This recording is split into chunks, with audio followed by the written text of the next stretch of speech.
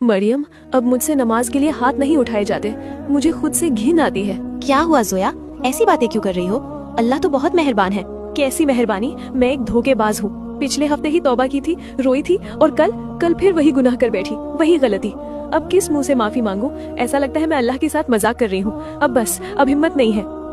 जोया, तुम्हें लग रहा है कि तुम अल्लाह से दूर हो गई हो, लेकिन सच तो ये है कि अभी तुम शैतान के सबसे बड़े जाल में फंसने वाली हो।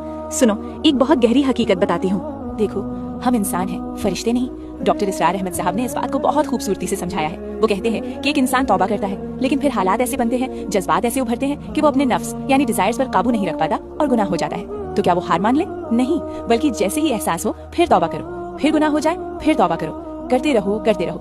हजरत मोहम्मद सल्लल्लाहु अलैहि वसल्लम की एक हदीस का मफहूम है कि एक बंदा गुनाह करता है, माफी मांगता है, फिर फिसल जाता है, फिर माफी मांगता है। जब तक वो सच्चे दिल से तौबा करता रहता है, अल्लाह की रहमत की चादर उसके हाथ में रहती है। देखो जोया, हम सब इंसान हैं, खताकार हैं, हम सब से कहीं ना कहीं गुनाह हो ही जाता है, कभी जानबूझकर तो कभी अनजाने में। उठते बैठते गलतियां हो जाती हैं। इस दुनिया में कोई भी इंसान गुनाह से पाक नहीं है, लेकिन याद रखो, अल्लाह ताला बहुत रहीम है, रहमान है। वो सजा देने का नहीं बल्कि हमें बख्शने का मौका ढूंढता है। इसीलिए अल्लाह ने हमारे लिए तौबा का एक रास्ता दिया है। तौबा वो मजबूत रस्सी है जो गुनाहों में गिरे हुए इंसान को वापस उठा लेती है। हमारे प्यारे नबी हजरत मोहम्मद सल्लल्लाहु अलैहि वसल्लम ने फरमाया है, हर इंसान खताकार है, यानी गलती करने वाला है, लेकिन सबसे बेहतरीन खताकार वो है जो तौबा कर ले। तो अगर तौबा के बाद तुमसे फिर लत लग गई, फिर गुनाह हो गया, तो हार मत मानो। जब तक सांस है, तौबा का दरवाजा खुला है। फिर गुनाह हुआ, फिर तौबा करो, फिर फिसले, फिर तौबा करो। उठते बैठते चलते फिरते तौबा करती रहो। जानती हो, अगर तुम डरी रही तो एक मकाम ऐसा आता है जब शैतान खुद थक जाता है। वो कहता है, अरे ये तो तौबा कर ही लेगा, इसे गुमराह करने का क्या फायदा।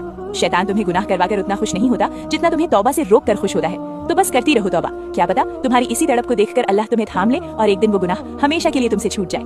हारना नहीं है, बस लौट आना है। वो चाहता है तुम सोचो कि मैं पापी हूँ, अब माफी नहीं मिलेगी, लेकिन हकीकत ये है कि जब तक तुम्हारी सांस चल रही है, मेरे रब ने तौबा का दरवाजा कभी बंद नहीं किया। तुम हारो मत, शैतान को हराओ। सुभान अल्लाह। मरियम, मुझे तो ये पता ही नहीं था। मैं तो नाउमीदी में पता नहीं क्या क्या सोच रही थी, लेकिन हकीकत तो कुछ और ही है।